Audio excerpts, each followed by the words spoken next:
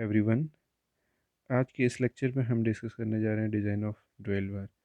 हमने इससे पहले लेक्चर में डिस्कस किया था सम की पॉइंट्स अबाउट दी ड्वेल बार, और आज हम जो मेनली डिस्कस करने जा रहे हैं वो ये टॉपिक है, डिज़ाइन ऑफ द ड्वेल बार।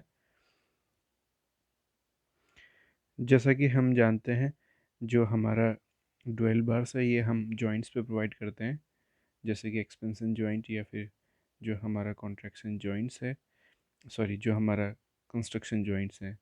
ठीक है, expansion joints and the construction joints, ये दोनों जो जॉइंट्स हैं ये पूरी डेप्थ पे बनाए जाते हैं।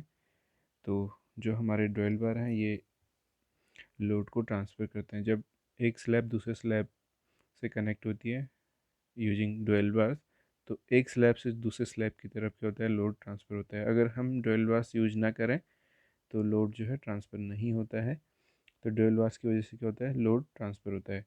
तो एक स्लैब पे जब लोड आएगा तो अगर ड्वेल बार यूज है तो वो दूसरे स्लैब पे क्या करेगा, वो जो डिफ्लेक्शन है वो क्या करेगा, ट्रांसफ़र करेगा। वो भी क्या होगा, उसके रिस्पेक्ट कुछ डिफ्लेक्ट होगी और लोड भी क्या होगा, ट्रांसफ़र होगा। इसमें जो मेन चीज़ है, rounded steel bars of diameter 25 to 32 mm and length about 500 mm are placed at intervals of 250 to 300 mm as per the design. According to the design, जो हमारे ड्वेल बार्स हैं, जिनको मैं राउंडेड स्टील बार भी कह रहा हूँ, उनकी डायमीटर होती है 25 से 32 mm, और जो लेंथ है टोटल वो 500 mm है। ये क्या होते हैं, मिड डेप्थ पे इन एम्बेडेड होते हैं। About 50 mm less than half length of the rounded steel dowel bars are embedded during concreting along one slab. तो कॉन्क्रीटिंग के दौरान हाफ लेंथ का भी 50 mm कम जो है हमारा एम्बेड किया जाता है एक स्लैब में। ठीक है, और अगली जो स्लैब है उस पर हम क्या करते हैं, डक्ट जैसा प्रोवाइड करते हैं, या फिर हम इसको जो है, जो ड्वेल्स बार है उसके ऊपर क्या करते हैं, हाफ लेंथ प्लस 50 mm क्या करते हैं उसके ऊपर जो है हम डक्ट या फिर कवर से फिल कर देते हैं, और उसको हम दूसरे स्लैब पे क्या करते हैं, एम्बेड कर देते हैं। तो जब एक स्लैब से दूसरी स्लैब पे जब भी लोड ट्रांसफ़र होगा तो क्या होगा, डोयल बार्स का मूवमेंट होगा। ठीक है, एक जगह तो हमारा बॉन्ड बना होगा और जो दूसरी स्लैब है उस पे क्या होगा, डोयल बार्स का मूवमेंट होगा। ठीक है, जब भी एक्सपेंड करेगा तब भी मूवमेंट होगा, जब भी कॉन्ट्रैक्ट करेगा तब भी मूवमेंट होगा। तो हमेशा याद रखिएगा, डोयल बार्स में जब हम एक स्लैब में एम्बेड करते हैं तो क्या होगा, उसकी जो हाफ लेंथ है उसे 50 mm कम करके जो है उसको पूरा एम्बेड कर देते हैं, और ये क्या होता है, कंक्रीट के साथ बॉन्ड बना लेता है। जो अगला जो हाफ लेंथ है प्लस 50 mm, इसको हम क्या करते हैं, उसके उसमें जो है एक कोटिंग जैसी होती है, या फिर हम जो है एक सेटिंग मटेरियल का यूज करके जो है बॉन्ड नहीं बनने देते हैं कंक्रीट उसके बीच में। जैसे एक्सपेंशन या कोई कॉन्ट्रैक्शन वगैरह होता है ये आराम से मूवमेंट कर सकता है। This debonded half length of the dual bars can slide into the adjoining slab. The construction details जो हम आगे डिस्कस करेंगे। Now stresses in the dowel bars पे जो स्ट्रेसेस हैं उनको हम डिस्कस करते हैं। The maximum bearing stress developed in the dowel bar and allowable bearing stress in cement concrete are to be considered during the design. तो dowel bars की designing के दौरान हम दो तरीके के स्ट्रेस कंसीडर करते हैं। एक तो हमारा है allowable bearing stress in cement concrete, और दूसरा है हमारा bearing stress developed in dowel bar. तो बेयरिंग स्ट्रेस एक तो ड्वेल बार में, एक दूसरा जो बेयरिंग स्ट्रेस है वो सीमेंट कंक्रीट पे। Now discussing the design principle of the dowel bar. The diameter of the dowel bar and spacing between them are design such that a group of dowel bars can transfer 40% of the design axle load. जो हमारे dwell bars हैं या फिर group of dowel bars हैं उसको इस तरीके से डिज़ाइन किया जाता है कि वो लोड जो है 40% लोड क्या करे, ट्रांसफ़र करे across the joint to the adjoining slab. ठीक है, जॉइंट से जो है एडजॉइनिंग स्लैब में कितना लोड ट्रांसफ़र करे, 40%। The most important factors governing the design of dowel bars are, the one is the maximum bearing stress between the concrete and the dowel bar, और जो दूसरा है वो allowable bearing stress in concrete. Usually the first dowel bar is place at a distance of 15 centimetre from the pavement edge, और usually ये रखा जाता है जो हमारा पेमेंट एज है उससे 15 सेंटीमीटर की डिस्टेंस पे पहला ड्वेल बार प्रोवाइड किया जाता है। The critical loading position for the dowel bar is when the design load is place directly above the first dowel bar. तो जो हमने फर्स्ट ड्वेल बार जो 15 सेंटीमीटर की दूरी पे प्लेस करा है स्लैब की एज से, तो वहाँ पे जो है लोड एक्ट होता है। Let the maximum load carried by the first dwell bar when the V load is directly above the bar is PT kg। तो जब हमारा V लोड पहले ड्वेल बार के ऊपर है तो ये क्या है, क्रिटिकल पोजीशन है, तो उस टाइम पे जो लोड आ रहा है वो क्या है, P स्मॉल t kg है। A few of dwell bars that are next to the first dwell bar will also share the load transfer। तो फर्स्ट ड्वेल बार के बाद जो नेक्स्ट ड्वेल बार्स हैं वो भी क्या करते हैं, लोड को ट्रांसफ़र करते हैं, but will carry lower magnitudes of the load as the distance from the first dowel bar increases.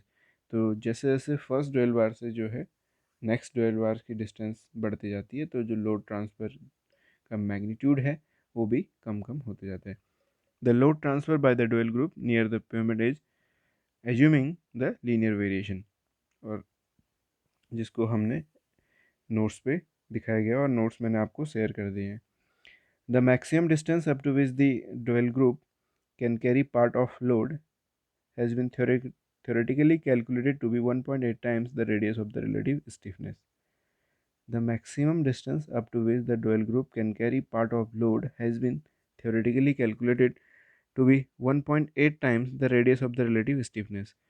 तो जो dual group है वह थ्योरेटिकली जो है 1.8 times of the radius of relative stiffness तक क्या करता है, इतनी डिस्टेंस तक ये लोड को ट्रांसफर करता है। However subsequent performance studies have been shown that due to repeated load applications and relative movements of the dwell bars with respect to the adjoining slabs during expansion and the contraction of this cement concrete slab, some loosening takes place in the dwell system and hence the effective load transfer is only up to the 1.0 times of the radius of relative stiffness। तो theoretically 1.8 times of the relative stiffness तक transfer करता है, but due to the some reasons और performance studies और on the basis of other factors जो load transfer effective वो 1.0 times of the radius of relative stiffness है। तो IRC, as पर IRC guidelines the distance up to the dowel group action is to be considered in the design is 1.0 L। तो जो IRC ने select किया है, जो IRC का रिकमेंडेशन है लोड ट्रांसफ़र, वो 1.0 L तक ही है। तो हमें अब वन बाय वन जो है फॉर्मूले को डिस्कस करना है। तो सबसे पहले है calculate development length LD by hit and trial method. तो हिट एंड ट्रायल मेथड का यूज करके हमें डेवलपमेंट लेंथ कैलकुलेट करनी है। तो development length equal to 5 times of the diameter और ब्रैकेट में जो है FF/FB into LD plus 1.5 times of the del upon LD plus 8.8 times of del. इस ब्रैकेट को क्लोज करा और पूरे ब्रैकेट की power 1/2। Length of the dowel bar is the LD plus del है। तो load carrying capacity of the dowel bar, तो load carrying capacity को कैलकुलेट करने के लिए इन सीयर उसको P डैश से नोट कर दिया, π/4 into D square into FS। D is the diameter of the dowel bar, FS है permissible C stresses in dowel bar, in bending 2D³ FF/LD plus 8.8 del, और bearing में है FB LD square D upon 12.5 into LD plus 1.5 del. तो इनमें से जो भी minimum होगा उसको हम डिज़ाइन के लिए कंसीडर करते हैं। तो capacity factor of dowel group system is equal to 1.0 just below the wheel load, और 0 है at 1.8 L distance from point of the wheel load. तो जहाँ पे व्हील लोड एक्ट कर रहा है वहाँ से 1.8 टाइम्स ऑफ द L अगर हम डिस्टेंस लें तो वहाँ पे 0 हो गया, और 1.0 के टाइम्स पे 1.0 इंटू L पे जो है ये 1 होगा। तो इस चीज़ को समझने के लिए हम यहाँ से देख सकते हैं इस डायग्राम पे, ठीक है। ये हमारा क्या है, पेमेंट का क्रॉस सेक्शन है, ठीक है। ये क्या है, हमारा ड्वेल बार्स हमने ये प्रोवाइड करी हुई है। तो ड्वेल बार्स के बीच की जो स्पेसिंग है वो क्या है, S है। और जो हमने यहाँ पे क्या करा, एक सिस्टम बना हुआ है लोड ट्रांसफ़र के लिए। तो 1/x ट्रायंगल का यूज करके यहाँ पे देख सकते हैं हम 1/x equal to 1.8L upon 1.8L minus S. तो यहाँ से x की जो वैल्यू है वो यहाँ से निकल के आ जाएगी। तो total capacity factor for dual bar system, तो डुअल बार सिस्टम के लिए जो टोटल कैपेसिटी फैक्टर है उस चीज़ को कैलकुलेट करने के लिए क्या हो जाएगा, 1 plus 1.8L minus S upon 1.8L, ठीक है, प्लस फिर स्पेसिंग फर्दर क्या होगी, पहले क्या थी एस थी, फिर अगले के लिए 2s, ऐसे 3s बढ़ती रहेगी। ठीक है, ये वैल्यू हम आगे तक बढ़ाएंगे।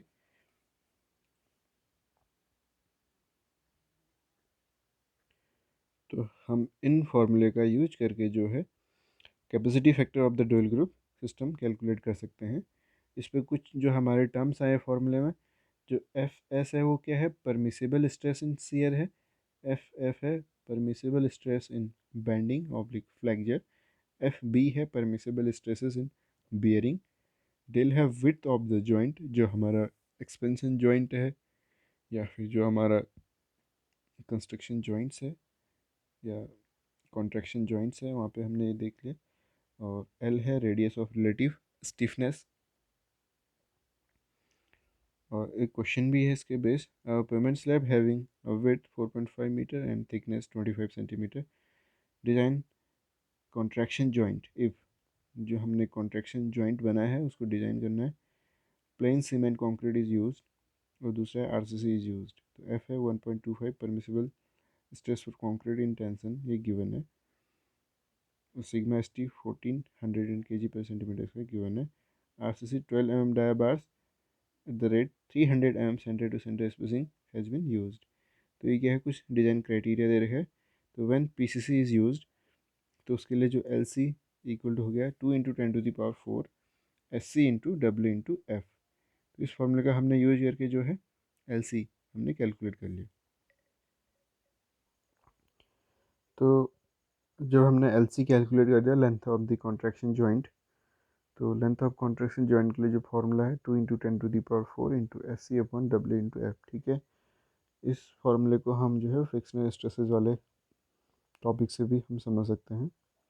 तो maximum spacing of the contraction joints, ठीक है, in the plain cement concrete should not more than 4.5 metre. तो 4.5 मीटर से ज़्यादा नहीं होना चाहिए। तो length of the contraction joint when RCC is used, जब हमने रेनफोर्समेंट यूज कर दिया, ऊपर वाला जो फॉर्मूला है वो विदाउट रेनफोर्समेंट है, जो नीचे है वो क्या है, with reinforcement, 2 times of the A S T into sigma S T upon the F into W into B into H.